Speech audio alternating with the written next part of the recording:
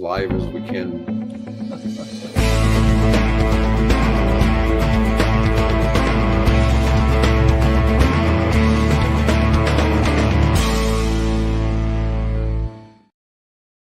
Hi, I'm David with EV World News. We're talking about electric vehicles, green energy, and the stock markets. And I'm here on a Friday with our founder and chief editor, Bill Moore. How's it going today, Bill? Hey, I tested my mead yesterday. Now, for those people who make mead, there's a long period of gestation that you have to go through. And I removed the spices from it. And of course, you have to sample it besides taking your specific gravity. I tasted it yesterday. I mean, it's very new, obviously, but boy, does it taste good. I can't wait for this thing to finish up around January or so, February. Oh, all right, Bill, you got a challenge here. I saw that. Yeah, I saw that. Yeah. Hey, I'm delighted, man. The 300 miles on your Solterra, that's fantastic. Yeah. Let's see who can get the most range. Next thing we're going to see somebody telling us they got 700 miles on their Silverado. Oh, of course they did. Yeah. Oh, yeah, I'm going to do my first cross country trip, 37.5 miles from my house to the Kimball Orchard in Nebraska City for a workshop on how to make mead put on by the Nebraska Bee Laboratory. And, Nebraska City is famous, of course, as being the home of J. Morton Salt, the salt guy, the salt baron. And of course, they've got, lots of, apple orchards and all kinds of things down there. So I'm going to go down there and take my first class in making mead, which I've already kind of started already. But anyway, I'm sure I'll learn and meet other interesting people. So. Nice. Well, when you say cross country, I thought maybe you were going to go to Florida or something. Oh no, I work up to these things very carefully. I would not take my Fiat down there. I mean, okay, only 37 and a half miles. Theoretically, I should be able to make it and back, but I prefer taking the Bolt with the 300 miles range. Thank you. Yeah, no, I get that. All right. Call it range anxiety. Okay, I suffer from range anxiety. So. All right. Let's see. So we missed Tesla's profit plunge when you were on with me Tuesday. So we'll talk about that today. Tesla earnings dropped 37%. That's a pretty big drop. Yeah. And let's see. And this causes some... Musk is still on the earnings call pleading for investors to approve his $1 trillion pay package. Yeah, now, the company has to reach a $10 trillion valuation for him to get that. But, and it's not worth $1 trillion at the moment. So that'd be a pretty big increase. Have you heard his latest reason why he needs that $1 trillion pay package? Have you seen this? No. It is to control his robot army. There you go. Give me $1 trillion or I'll sick my robot army on you. Can you imagine giving that guy the ability? You got, it's like, what is it, iRobot? Is this a movie script he's living or what is it? We're going to trust you, Elon, with control of, all these household and industrial robots? I don't think so. I think that's a perfect opportunity to do a little political, economic blackmail. So when I read a lot of news, I'm always curious when I read it, am I reading satire or is this the actual news? Yeah. And I do read the Babylon Bee, and I used to read the Onion a lot. Today, the Babylon Bee was really on top of things. They had something that said like Congress wants to assure us that their pay isn't getting cut. When they're shut down. But the best one was the 10 things to expect. So Owen's over here talking about 37% of the White House is down, with the changing and putting in that ballroom. But it said the 10 things to expect that Trump to put in the new ballroom. And this was hysterical. A full-size McDonald's was one of them. There was another one, a spray tan booth. But my favorite one was a UFC octagon, so they can have UFC Oh, fights right sure. Yeah, might as well. there Yeah, he's apparently at he's the a White fan of House. that. So Yeah, and have you seen the scale model of that thing? It's nearly as big as the White House itself. it's It's nuts. a little kind of okay. We'll sit on the footprint of the East Wing, right? Hmm. Oh, they just took that whole East Wing down, and they're building looks like some kind of a portico out to it, and then this thing's sitting there, and it's nearly as big, if not as big, as the White House himself. It's Yeah. good Lord. The very last one was gold. Lots of gold with gold on top of gold. You know how he loves gold. All of it, all of his buildings. You go in any of his How? buildings, it's like What is gold his everywhere. problem? That is so freaking, pardon my language, tacky. Good God, what has he done to the Oval Office? It's horrible. Got some kind, there's something, I'm sorry, there's something Yeah. wrong up there, and there's a whole bunch of psychiatrists who are saying the same thing. Well, everybody's got their own thing, right? But I thought it was really hysterical. Oh, did I mention the spray tan booth? There's going to be a spray tan booth in Oh, sure, why not? yeah.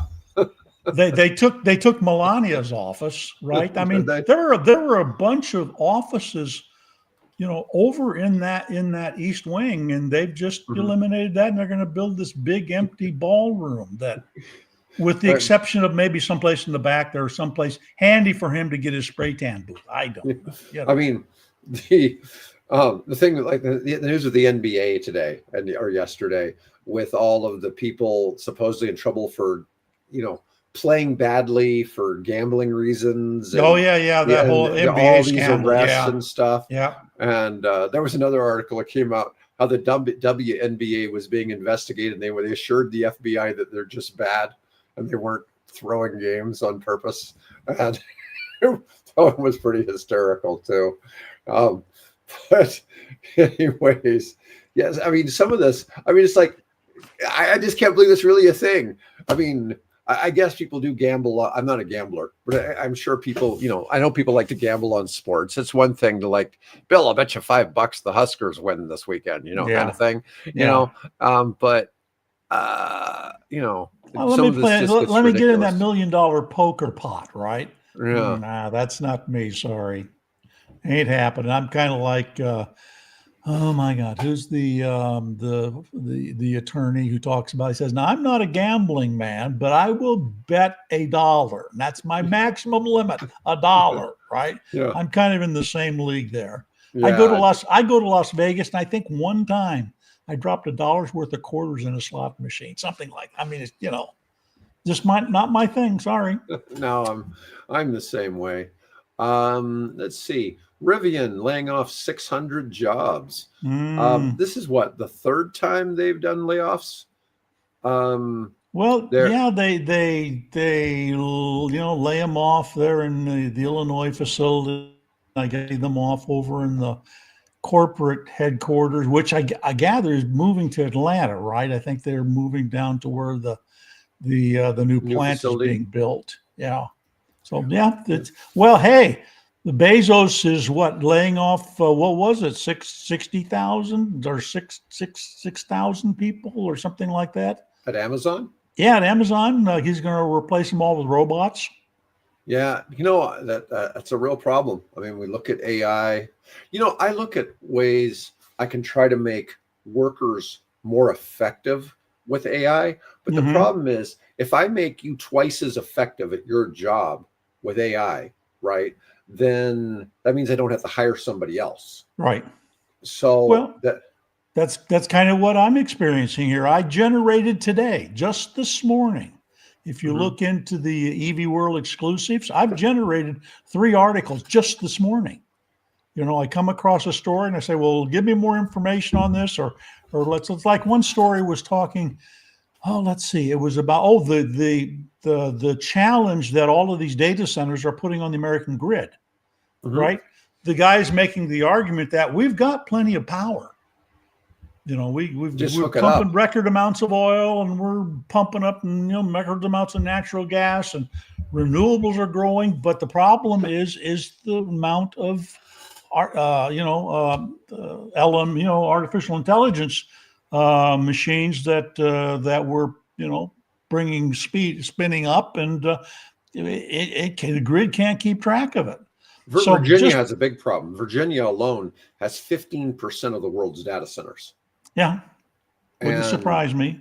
and so So I they've read, really got issues there. yeah. So I read just before that, though, I came across a story about Octopus, Mhm. right? Which is basically it's a software you can do as an app that basically creates what are called virtual power plants.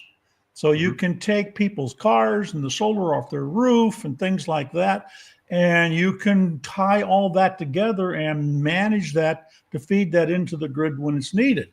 So I thought, well, this is kind of, what if we do something like, what Octopus is doing and address this problem of the data centers? And that's the article it generated for me. It took me, I don't know, 15 minutes, something like that, which I could never do on my own, to Mhm. research that and write that up. And that's 3 stories I did just this morning.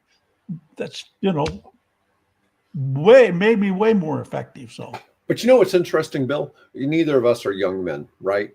But with the advent of AI, what I do you would mean? suggest that we are probably both learning now at a rate that's faster than we've personally ever learned Oh, in yeah. our lives. Oh, yeah. Yeah. I mean, the amount of data I'm consuming personally, Yep. into my own brain is enormous. And the way that I'm receiving it through, I mean, I like putting things into like Notebook LM and then listening to it.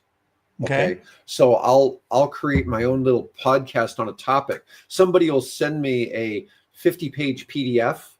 I'll put it in the Notebook LM. I'll play it at double speed, and the 2 people will explain the whole thing to me. Yeah. Okay, that are on the pod. If you haven't used Notebook LM, No, you I can haven't. feed it. So Notebook LM is free.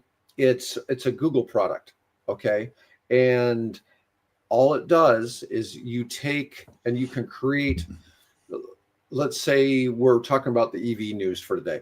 We take all of the news articles for the day, we tell it all the links to use. It'll go pull everything from those pages, and then it'll put together a synopsis. And then you tell it to create podcasts, and it'll create like anywhere from a 10 to 30-minute podcast of 2 interesting sounding people, a man and a woman, Okay. All right. talking to each other. It doesn't sound like AI, and they'll explain the whole thing to you. And they'll do it energetically in a way that's entertaining. It's Right. like, Right. Bill, can you believe that they're doing this? I mean, this is, this is Yeah. next level, how they're cutting Ooh. 600 jobs and they're laying off people for the 3rd time, but they'll make it sound interesting. Right. Right. Right. And yeah, as far as just the ability to learn. But what I'm getting at is we are Yeah.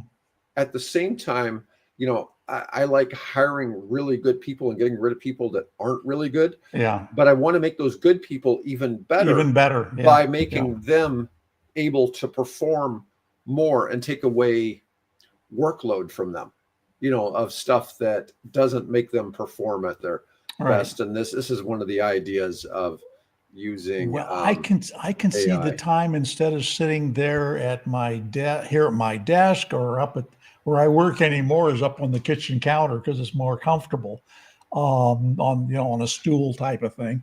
And we could just do all of this, just turn it over to AI, Dave, and I could focus on making my mead. There you go. There you go. We just make mead. Let's see. Article from the New York Times. China is quickly becoming the global leader in nuclear power, with nearly as many reactors under construction as the rest of the world combined. Yeah, They're probably. they're leading in all kinds of power, right? Oh, They're yeah. definitely leading in wind and solar. They're going to build the world's largest wind turbine, and they've got, acres, God, square miles of solar panel arrays. And yeah, Yep. they've gotten seriously into that area that, unfortunately, we invented all this Yeah. stuff. We Yeah. invented it. Right. And they just picked it up and saw the future, and they've run with it. So Yep. Toronto or Ontario is investing $1 billion in small modular reactors. This is, let's see, they're going to create 18,000 jobs for Ontario up in Canada. This is, I assume, manufacturing these Yes. small units. They expect it to add 38.5 billion to Canada's GDP from doing this. Let's see. I presume they're anticipating a larger market than just, than just Canada by itself. Well, our own research has indicated there's at least, just for like really small, for the micro reactors, there's at least 400 ideal sites just in Canada. Oh, okay. All right. Yeah. So there's lots of off-grid communities that burn diesel and bunker fuel and have real energy poverty.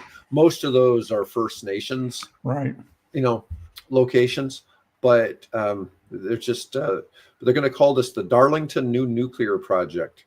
Create thousands of high-paying careers and power thousands of Ontario homes with clean energy. Well, I think it's going to be more than Ontario, but they intend to actually manufacture. It says it'll inject 500 million annually into the Canadian supply chain.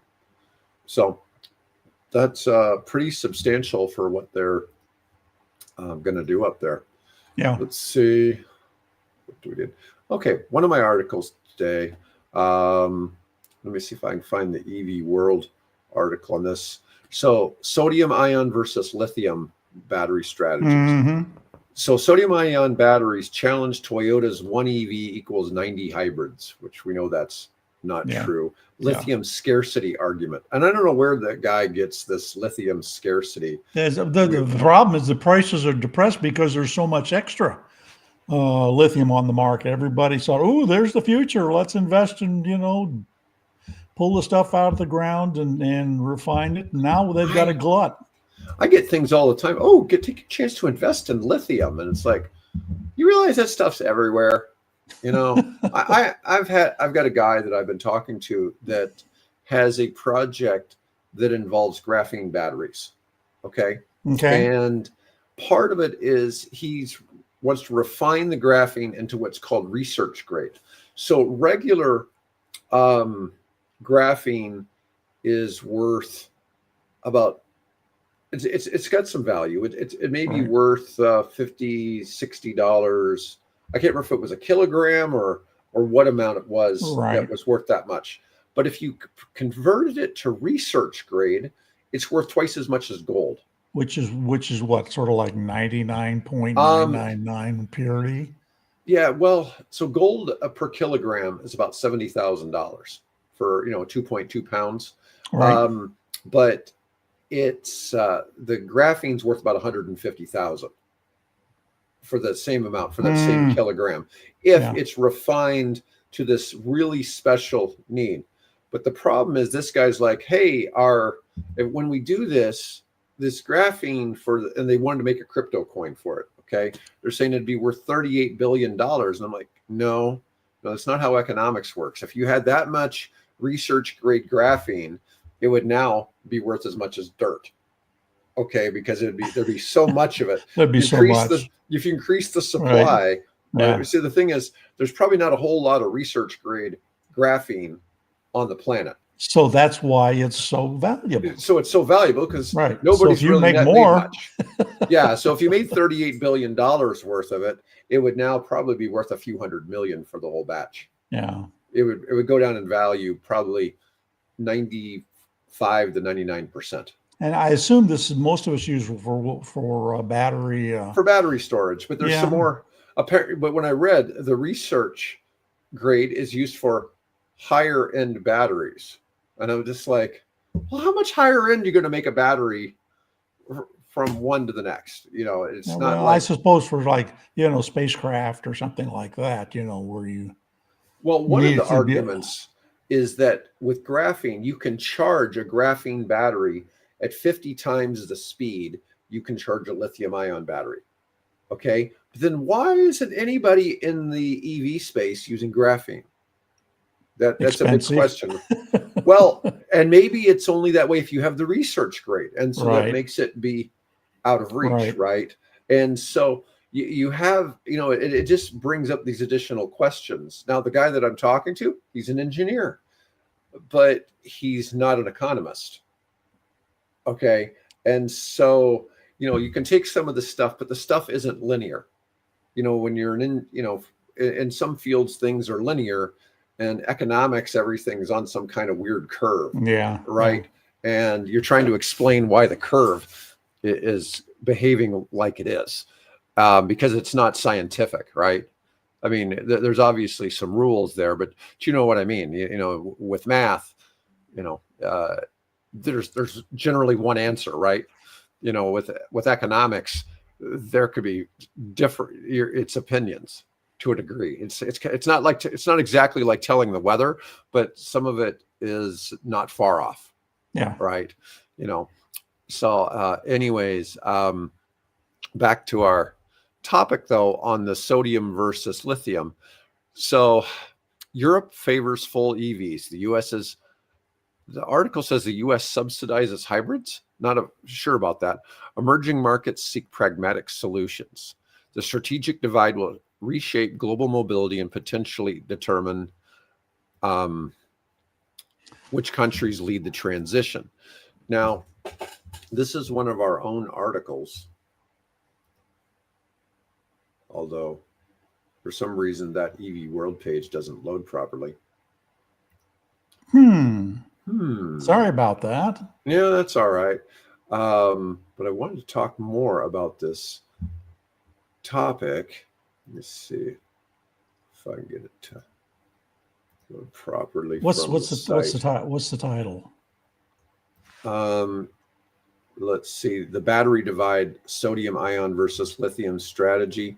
I just know it's article ID 472. Huh. Okay. Well, keep working there, and I'll see what's going on. Yeah, you never Move my can microphone tell. out of the way. And at the same time, it could have been a hallucination by my software. So let me see. I wanted to talk about grid scale battery storage boom. So, and Owen mentions this over in the chat. He's talking about if the data center had enough solar and battery, it could significantly reduce a lot of pressure on the local grid. Now, it's on your end because it pops up just fine for me. Is it loading? Yeah. Oh, yeah. Just popped right up. Yep. I wonder if I put it in a different browser, if it'll come up. Let me try a different browser. Maybe I'll crash out my computer at the same time. No, please don't. Yeah. Let's see. But the challenge is still, even with battery storage, I'm simply not able to connect to that page for some reason. But that's okay. That's okay. But the challenge is just getting enough energy, having enough batteries to compete with some other types of energy. Almost all of your data centers try to be green to some degree. And to be fair, about one of the fastest ways to actually get some kind of power to a data center is solar. Solar can be put up reasonably quickly. Most of those are big flat buildings, and those roofs are just ideal for that. Yeah, but you need a megawatt for like every 45 square feet or something like that. It's something ridiculous how much electricity these things are taking. And so you need like 5 acres of solar panels for, a very small amount of building. So it is, so there's some kind of consideration for that. It's having all of the land available to put that solar. And we were worried about Bitcoin mining. I know, isn't it crazy? I mean, Bitcoin mining is just like a drop in the bucket compared to AI now, right? Oh yeah. I mean, look how much you and I have used. I've used it just this morning, right? I had to generate a couple of different images for the stories I did and all that research that I talked about earlier. Did that, coming back within just milliseconds. Here, do this, and bang, there it is. And that's just me. So take that by, how other many million people that are using it for, for fun or recreation or for work. So Austin Energy has taken a major step forward in meeting the city's climate and reliability goals, agreeing to a large-scale battery storage contract with Jupiter Power, provide 100 megawatts of electricity from a utility-scale battery storage facility. This initiative supports Austin's goal of achieving 125 megawatts of battery storage by the end of 27. So they're getting 100 of it from there. So Yeah, getting this is Austin, right? Austin Power. Yeah. Yeah, they have just been historically, they have been pioneers, leaders. For a while it was Florida Power, but I think Austin Power. I've been down there and I've met the guys a long time ago. They probably all since retired, but no, Austin's been remarkable. But they like to refer to themselves. Austin is the blueberry in the ketchup in Texas. Yeah, I know it's like California sitting in the middle of Texas. Yeah. Let's see. So in this case, they're using battery storage to capture electricity during periods of low demand and deliver it back to the grid when it's needed most. A lot of people don't realize, everybody thinks of oil when they think Texas, but Texas has huge amounts of renewables. Oh, no, their grid is probably one of the most diverse grids. I mean, in the whole country, that whole ERCOT thing and everything they have. It supports. Although I did see where there's talk of bringing that in to the rest of the grid at some point. Oh, really? Well, it would make sense if they were connected to other states, wouldn't it? Yeah. But it's just the way that they're set up, they make it easier for a lot of new energy sources to connect to the grid. So that I think because they have all the different power companies, right, and the non-monopolized.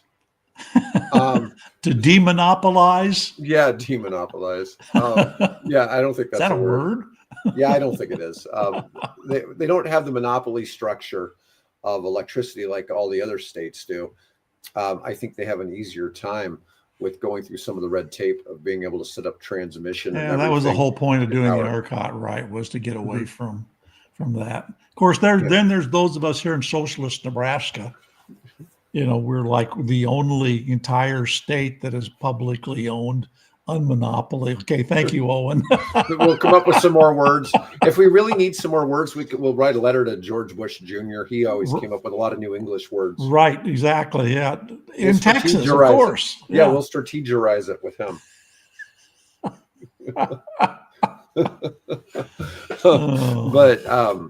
But this is interesting to see 100 megawatts. Let's see. It's giving some figures on values. It's saying it's like $14.4 million per year for the agreement, a total value of $288 million. I'm not sure exactly if this is some type of energy arbitrage, if their arrangement is an energy arbitrage play with the battery storage company, or if the batteries, because it doesn't sound like they're necessarily just selling the batteries to Austin Energy. Yeah. So it's probably an energy arbitrage move of some play, but we know batteries don't produce energy on their own. So no, they're just there buying to it when it's suck cheap. Up electrons. Yeah. Let's see. And let me see. PJM over in Virginia. PJM interconnection. Yeah. Two 10 megawatt. Two 10-megawatt battery projects in Virginia were announced this week, a part of a wave of new storage deployments in the PJM interconnection, following reforms to its surplus interconnection rules and mounting pressure over capacity prices. Patterson Enterprises is building two 10-megawatt, 4-hour lithium iron phosphate battery projects in an area called the A&N Electric Cooperatives Service Territory in Eastern Virginia, with financing from Climate First Bank. So I did some research on Climate First Bank. They're based in St. Petersburg, Florida. So the Tampa area. Right. They got a couple of locations. They do some asset-based lending. So they have some interesting stuff going on. but the bank is providing $32 million in financing for the projects, which is unusually for a small bank. That's an unusually large amount. Mm. So a lot of times when you're dealing with a bank, when it's smaller, and these numbers can change, a lot of times they have an exposure limit per client, or Right. maybe they consider this type of deal being so inherently safe that they could go this big. A lot of times that number though is like $4 or $5 million. Okay, of what a smaller bank will take, but this Climate First Bank must have some teeth behind it, because it doesn't strike me as a type of bank that could do It could, loans of this yeah, size. it could be like an investment bank where it doesn't really take retail customers. No, it does. It's actually, I looked up their website. They're set up Really, like a regular bank, and sort they're of like trying to be Pinnacle here, or yeah, different. even smaller. Pinnacle's Yeah, probably a bigger bank than this outfit, yeah. although these people could have more money behind them. Yeah, Client First Bank, or Climate First Bank, is considering financing 2 other 10 megawatt storage projects in the same territory. In part, interest in battery storage in that region is driven by data center growth. If we put more of these battery storage projects in place, we avoid the need to set up peaker plants, which are typically pretty inefficient. Mm-hmm. PJM lags behind other parts of the country, in particular California and Texas, when it comes to energy storage. At the start of 2024, PJM had 376 megawatts of storage, while the California Independent System Operator had 8.1 gigawatts. Now, we've heard stories that California's passed 10 gigawatts. So, because I've heard Newsom announce that they passed the 10 gigawatt. We talked about that. Okay. That might have been one. that might have been 6+ months ago. I mean, that wasn't recent. Okay, that was a while back. The Electric Reliability Council of Texas shows 3.8 to 5.6 gigawatts. They show this 3.8 gigawatts / 5.6 gigawatt hours. Oh, okay, yeah. The California, it says 27.1 gigawatt hours. Hours, yeah. Yeah. Well, there's a story, I don't know, it was a month or so ago, talking about how that storage that they have built in California, California has didn't have to go through these, sort of rotating power brownouts and things like that. So that it's working for them, even though there are times when 90% of their power is coming from wind and solar. Mm-hmm. Right. But that battery storage has helped them get through the summer without any brownouts.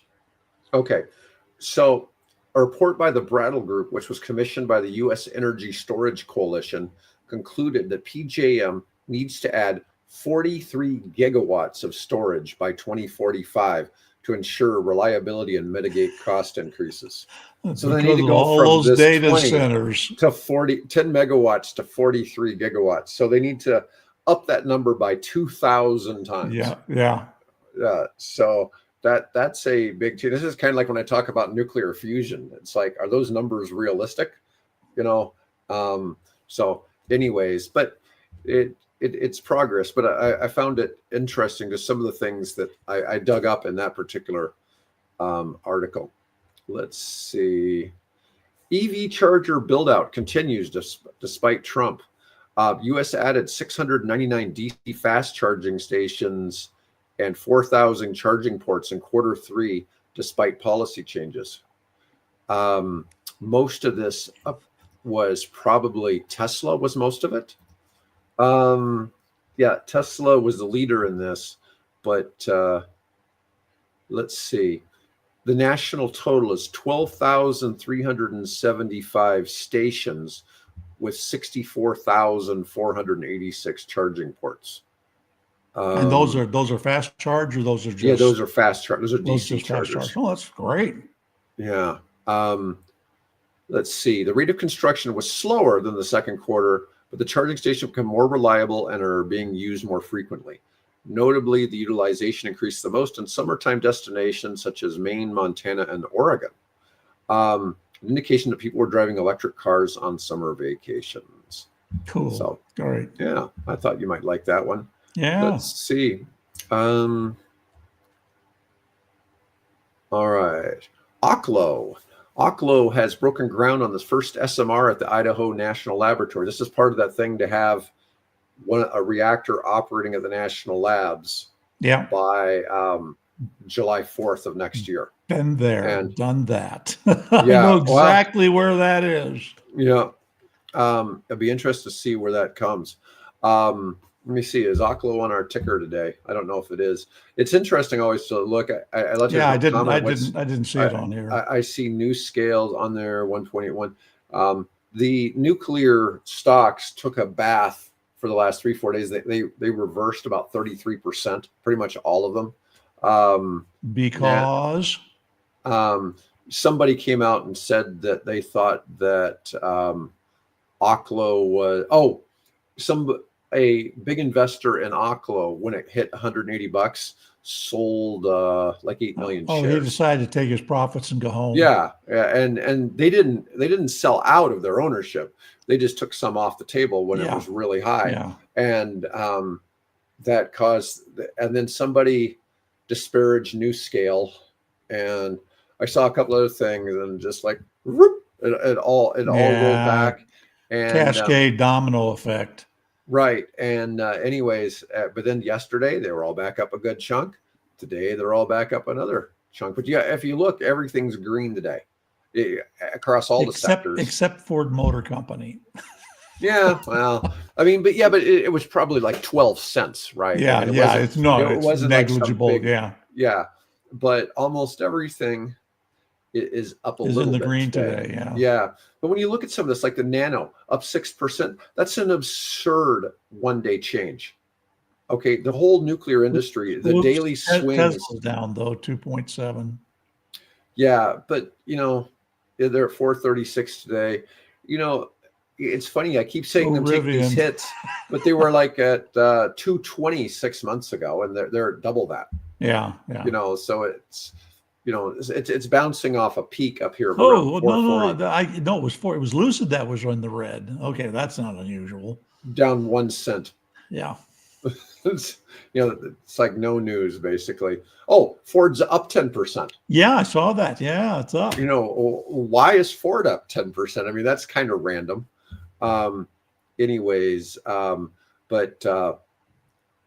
Let's see, the Aurora powerhouse from. Oh, you know what? That could be with that they had that supplier had that big fire, and then in addition to that, General Motors had a fire in their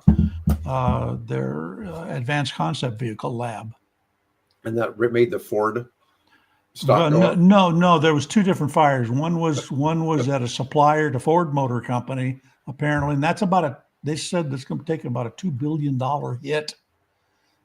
Because of that. And then the other one was the fire that destroyed apparently one of the concept vehicles in General Motors development center.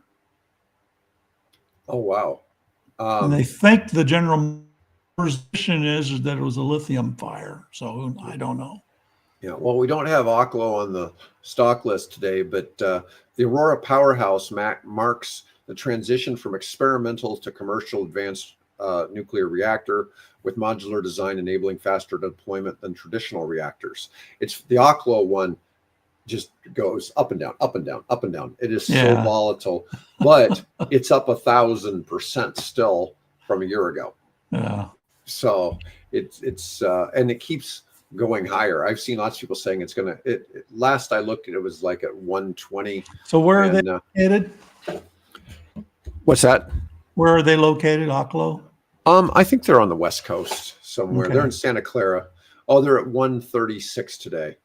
Okay. So they're up 9% today. I mean, 9% is absolutely absurd.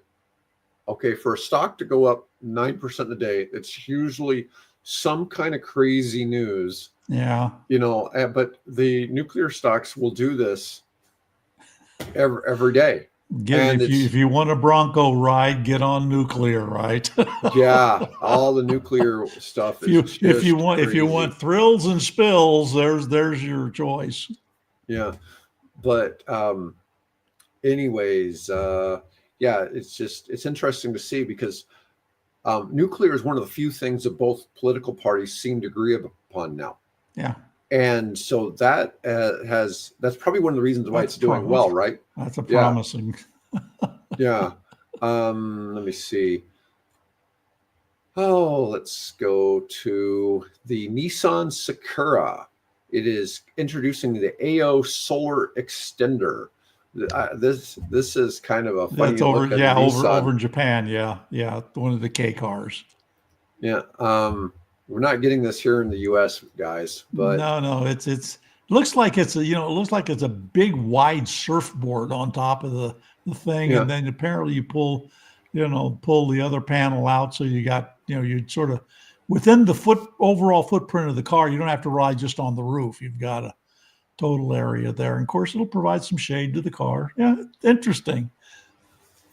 I've seen people that go camping and they have like a pack of solar panels that just fold out, Right. and Right. they keep that, and it wasn't a lot, but it was like almost it had about 2 kilowatts of solar panels, Yeah. and so that was more than enough to Yeah. slow charge your car. Yeah, I think Nissan is estimating that this will add about 1,600 miles A year. of driving a year. Yeah.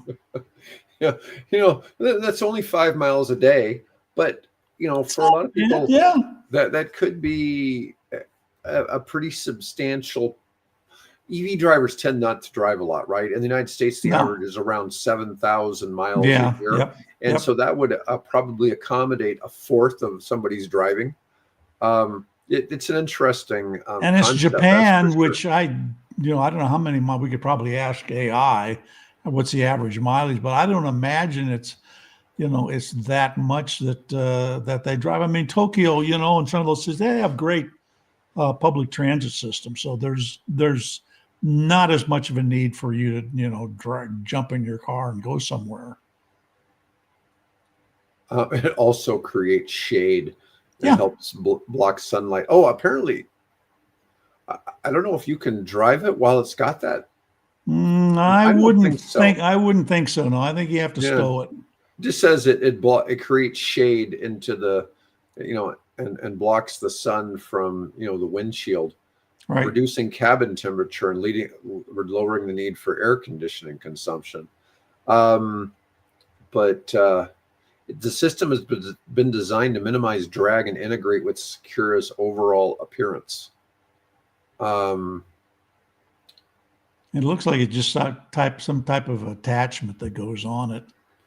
Yeah, They didn't. I don't think Nissan actually integrate. Well, they had to do some integration because it has to tie into the battery charger and the battery pack and things. this Sakura is the most popular Nissan EV in Japan.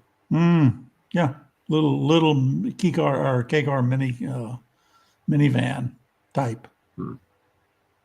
Oh, and by the way, at the Tokyo Auto Show coming up, BYD is going to be offering their version of that car. Another sort of square, boxy, short, minivan. So we had a article on the investment case for NIO stock as it faces the GIC lawsuit. So one of their investors is the Singapore Sovereign Wealth Fund. Oh, and we've lost your audio. Have we? Can anybody comment if they can hear me, or is it Bill losing me? I don't show any indication that I don't have audio. Here we go again. I can hear me. My microphone. It's Bill. Oh well, it's Bill. It's Bill again. Yeah.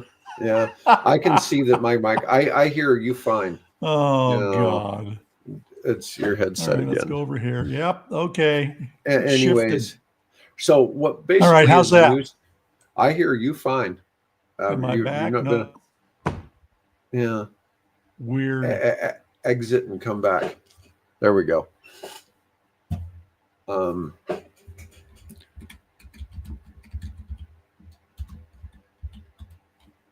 Well, I was going to tell him to exit the studio in the chat, but he did that. So he'll be back in a minute. But anyways, basically what's happening here is the Singapore Sovereign Wealth Fund says NEO has improperly reported some of their income. They're recognizing battery sales earnings from an affiliate up front instead of spreading them across monthly lease payments. Do you hear me now? Yeah. Okay. Yeah, you just need to exit and come back when that happens, apparently. Yeah. But see, I can see at the bottom when I'm talking, there's a light that shows how well my microphone is working. And I see yours too, and it tells me, that your microphone's loud and clear. I don't know what it switched it within the software where we make, we have the settings portion here. It just jumps over back to a default. Yeah, well, so, anyway, technology making our lives easier. I know. Yeah, but anyways, what I was getting at here is the Singapore Sovereign Wealth Fund is claiming that NEO has been overstating its earnings, and that the earnings should have been spread out over a time period, but NEO reported them early, and so they're being sued, which has driven down the price of the stock. And so this article is saying, hey, this is probably a time to enter NEO. I'm going to tell you it's a bad idea. Okay, NEO is a Chinese company. The government owns part of it, or I believe owns part of it, but it's a stock that the Chinese are able to manipulate the market. Okay, and so much like the NBA, the Chinese are manipulating the market here. I don't know if the Chinese are manipulating the NBA, but they could be. Well, there's a couple of podcasts that I watched from supposed Chinese experts, and one of them actually is Chinese, and the others, of course, are people that have lived there and so on. And they're having serious economic issues there. Apparently, they got done with their party Congress or whatever that thing was they had over there, and they were expecting that Xi might be ousted, but now it doesn't look like he was ousted. So who knows? But yeah, I would be very leery of investing in any of those particular. I mean, Buffett's done well, but he got in early and made his money off of BYD. His situation's different though. He invested early before they were public. Yep. Okay. Yep. And that's different when you're entering a company pre-IPO. Yeah. Okay.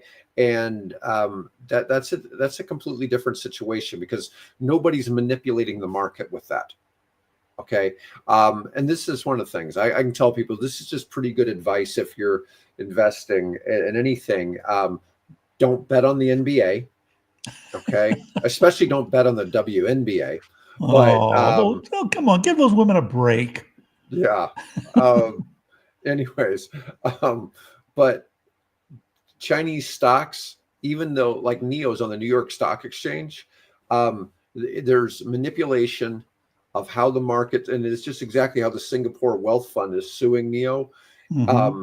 I don't, I like some of the things I've seen, like we had Greenland Tech on here and their stuff's made over there, right. but they sell in the US.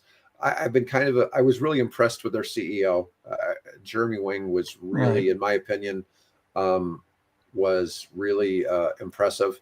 But it's still that there's market manipulation.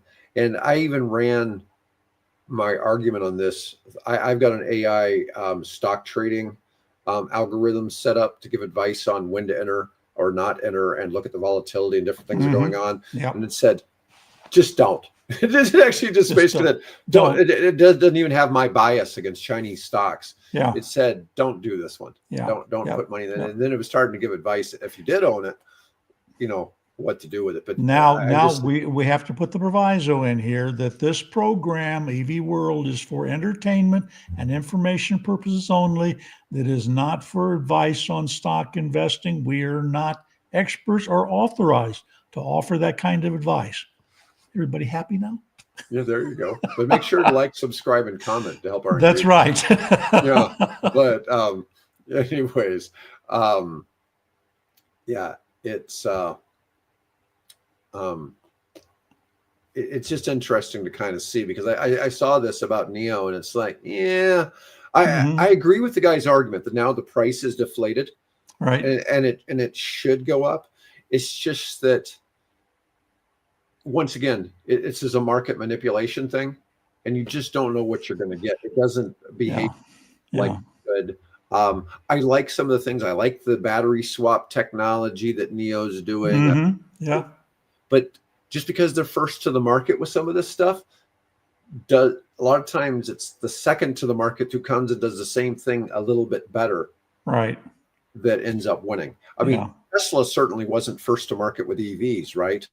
They just figured out how to come to the market better, and they figured out what the Model S. And I'm not saying, I mean, there was EV selling in Europe, right? Oh, well, let's see here. That's a long story, and we don't want to go back. I call that the lost decade. There you go. But yeah, we had a bunch of cars that were available to lease. Nobody ever sold them, and they were pretty well restricted to California. And it wasn't until Tesla rolled out the Roadster that we began to gain some traction. But that's in the U.S. That's in the U.S. now. Well, and Europe, even it was still dicey. There was a handful of cars, and most of those cars were actually rebadged imports from Japan. Okay. So things didn't get serious until the Nissan Leaf was the one that made a credible. I mean, who knew of Tesla? Musk was an unknown, but when Nissan, and Carlos Ghosn, threw their weight behind the Leaf, that's what I think really started things moving forward. All right. Anyways, that's all we got for today, folks. I want to thank everybody for putting up with us today and us going off on tangents. It's fun. I hopefully enjoyed it. Oh yeah. I always love doing this. Anyways, we'll be back on Tuesday, and everybody have a great weekend. Thanks for watching.